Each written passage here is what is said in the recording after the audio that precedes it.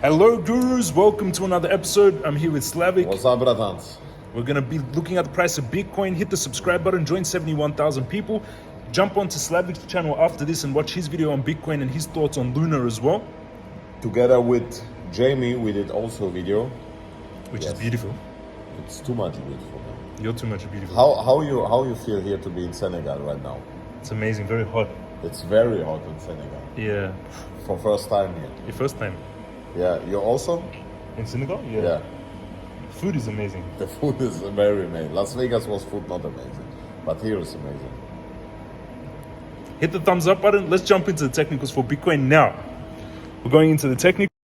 We're climbing on this ascending channel here on Bitcoin on the 4 hourly. You can see we're moving between 44,000, 35,000, 45,000, 36,000, 48,000, now 39,000, and I think we're going to be moving up to here, which will be putting us around 50,000 if we can hold this channel, and we assume this channel holds until it breaks. So I'm going to actually be opening along here and buying some Bitcoin with very tight stop losses. My stop loss I'll set below this channel, so but see, we got to give it leeway, because here you see that the channel broke here and it broke here to the downside. So if we give it the same leeway, we put it under this support. So I'll put the stop loss below 36,800, but with a long target of 50k. I want to be long here, but also on the 4 hour, we're kind of seeing this head and shoulders formation forming, shoulder, head, shoulder forming, and that's usually a bearish sign. So got to be very careful. What we could wait is like a good confirmation that Bitcoin breaks out here. We already broke this descending kind of trend line. We were kind of trending down. We hit this resistance, and we broke out just here. So Bitcoin broke out of its downtrend right now. The volume is only a little bit lacking because of the Easter weekend. Happy Easter, everyone. And that's why I'm thinking that we're still coming down more. The squeeze mob is going towards the blue side now, and the MACD is heading up. The RSI is also heading up, I'm pretty sure. On the stochastic is heading up on the 4 hourly. The RSI is also heading up on the 4 hourly. So they're kind of bullish. So I will be going long here with that tight stop loss below this support, because I want to give it leeway in case it spikes down. So below here, 36,500. I'm going to buy some Bitcoin here on the assumption. The VPVR, the main support, is down here at 39,000. And I think that Bitcoin could come down to this 39,000 just to take the liquidity here, 39,200.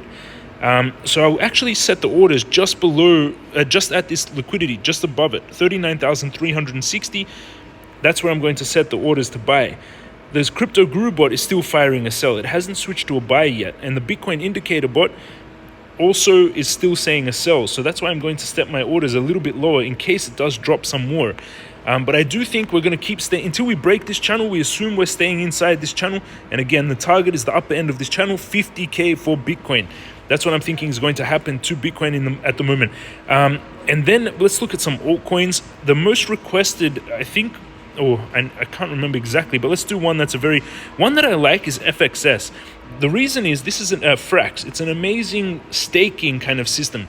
And a few days ago, if you're watching the price of Frax, it went from $22 when I mentioned it in maybe a few weeks ago. It went from $22 to $42, back down to $26, $32, and now sitting at $28.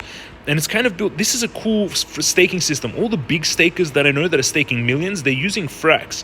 So it's a very powerful kind of staking protocol. I would guess it's called staking protocol. And you can see we're in this descending bull flag on Frax. If we can get some bullish momentum from Bitcoin, remember, Bitcoin affects everything. If Bitcoin goes bullish, then so do all of these altcoins. This is the descending kind of triangle that we're in with Frax. And if it does play out in this, the target would be, if we break out, usually we break out there, it would be breaking towards an all-new high. 43 is the first target, 48 is the next target. Make sure you pay attention to Frax. What I think Frax could be, this is the overall chart of Frax, and you can see here, it's creating a giant cup and handle on the daily. Huge cup and handle from $44 down to $27, but this is a giant cup and handle on the daily charts.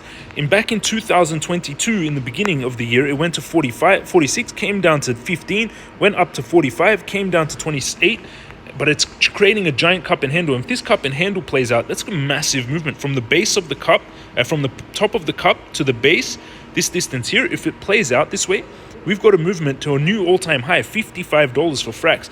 So pay attention to it. Let's look at Ethereum as well. Ethereum is back underneath this symmetrical triangle, which is not a good thing. To go bullish for Ethereum, we really need to get back above this triangle. The MACD is heading down, squeeze mob going to the red side, stochastic is oversold, RSI is midway. So at the moment, Ethereum isn't looking too bullish, but we do have, not amazingly bullish. The Bitcoin indicator bot fired a buy a while ago. The Bitcoin indicator bot fired a buy also. So the indicators are saying that we have a buy at the moment, but it is still beneath this major symmetrical wedge. Let's clear up the charts for Ethereum and just look at it with completely fresh eyes. So we're removing all drawings. Let's look at if we just see what we can see here. Here we broke out of this big descending trend line, this kind of trending down line. We broke out. It broke out very strongly. Let's go into the 4-hourly. On the 4-hourly, we're also trending down at the moment. You can see we're on a trend line here on the 4-hourly on Ethereum. But again, Ethereum moves, we're touching the resistance right now. If we can get a bit of a breakout, and it looks like it's going to actually try to break out here, which is interesting. On the 4-hourly, RSI is heading up, stochastic heading up, MACD is also heading up. So on the 4-hour, it looks like we're going to get a breakout.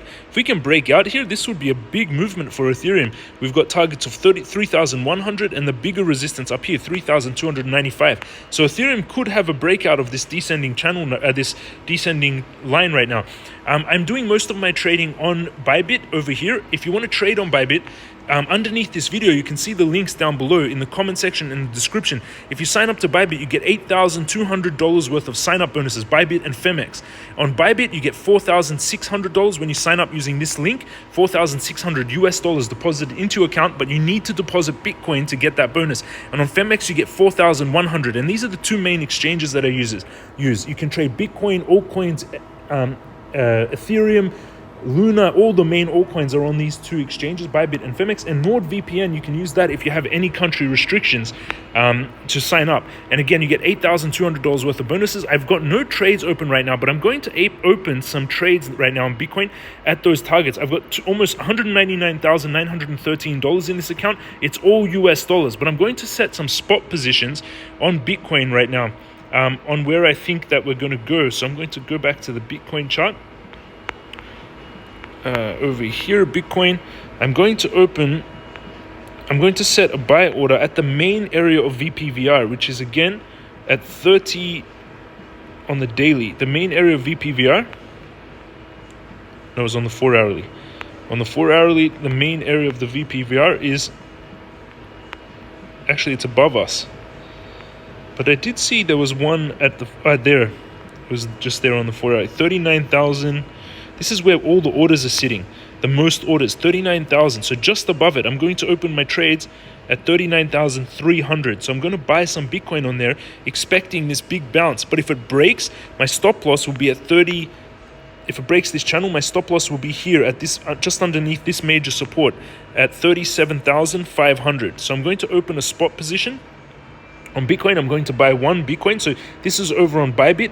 It's got low fees. It's an amazing exchange. I'm going to buy one Bitcoin at 30.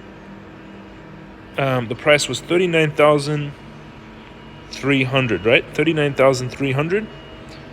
39,300. I'm buying one Bitcoin.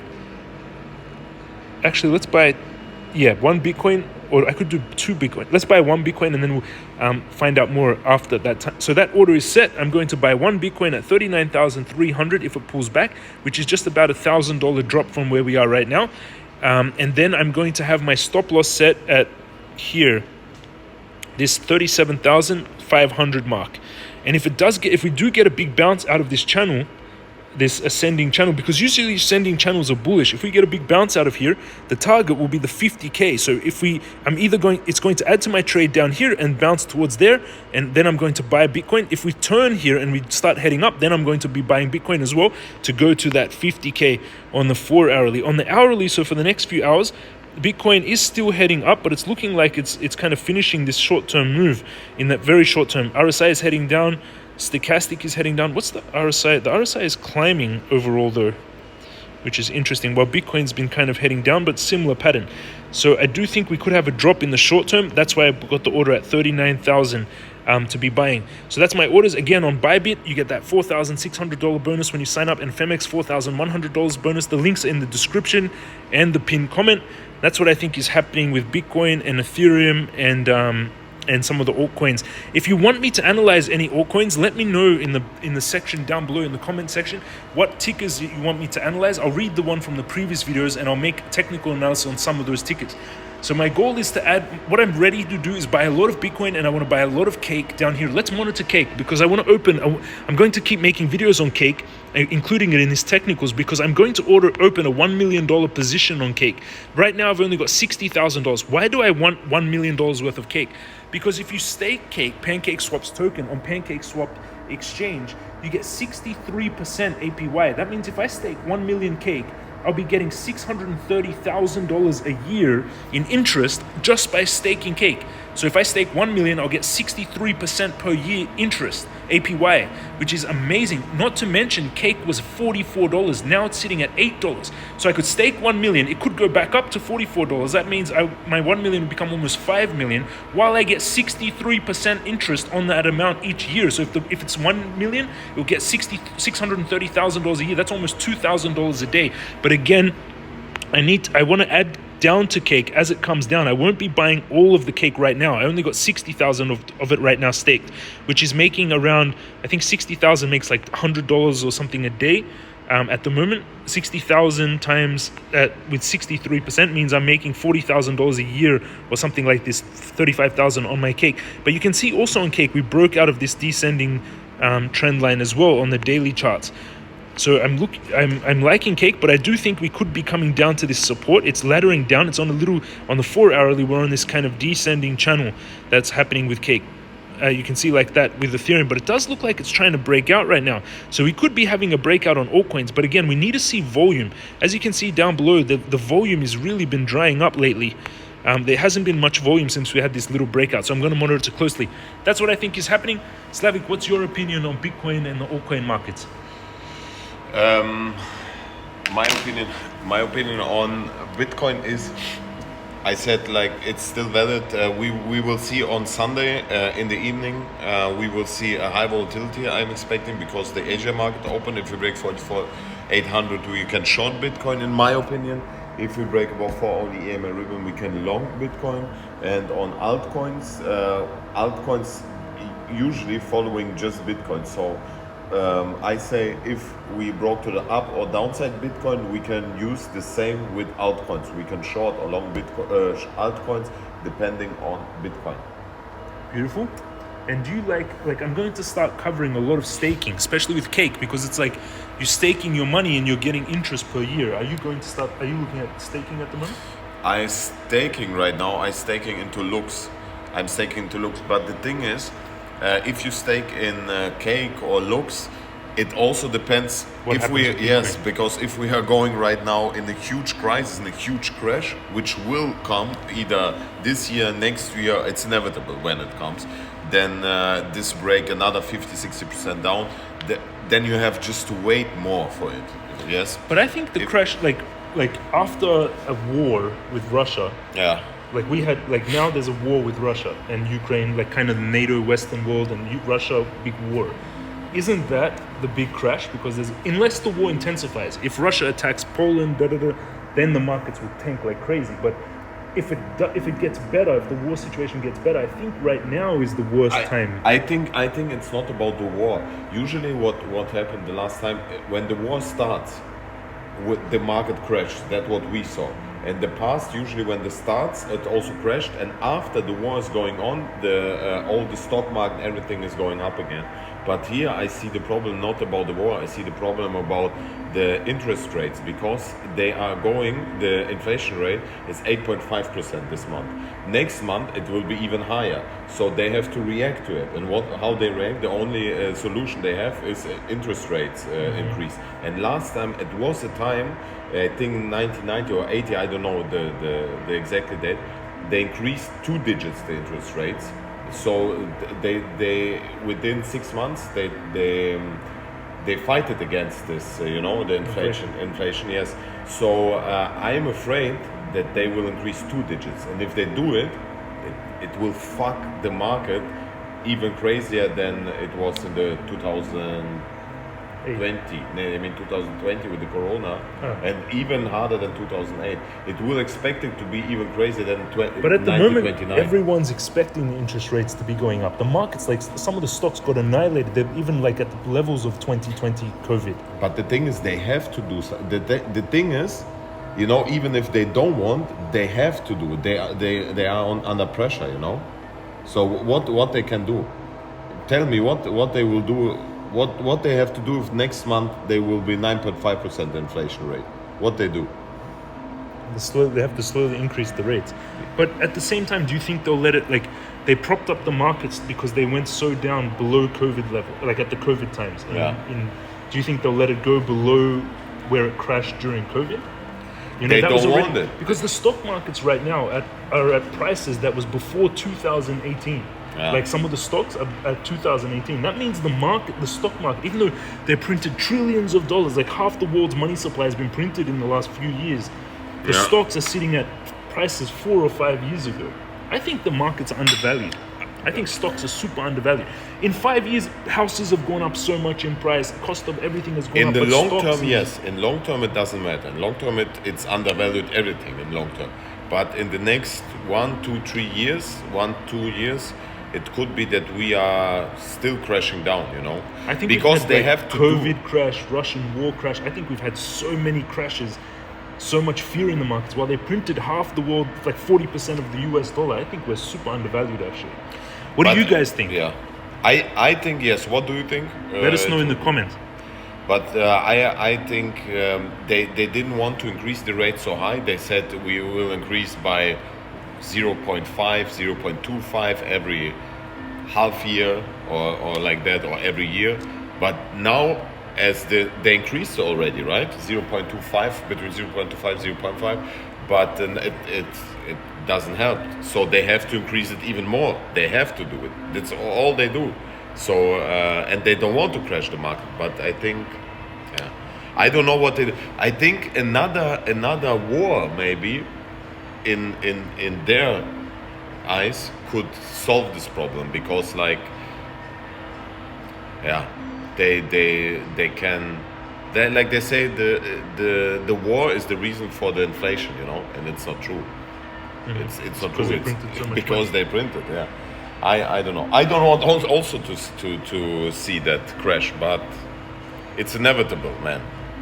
It's inevitable. I think we've had it. Hopefully we will COVID, war. No, but there will. But they print so much money. That means if they print, why did all the prices of everything go up? Stocks, Bitcoin, because they printed so much money. That money still is in existence now. Yes. So like everything should be double the price of what it was before they started printing money, because they printed 40% of the money.